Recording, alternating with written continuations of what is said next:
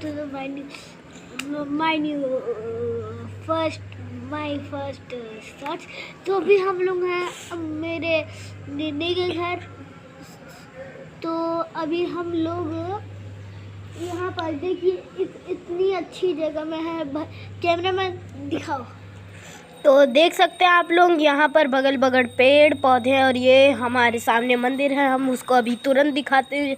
तब तक दर्शु, आप क्या कहना चाहेंगे कि आप शॉर्ट्स में पहली बार आए तो क्या कहना चाहेंगे इसके लिए? मैं कहना चाहता हूँ कि मेरी वीडियो में 1K लाइक हो जाए, 1K लाइक का टारगेट प्लीज़।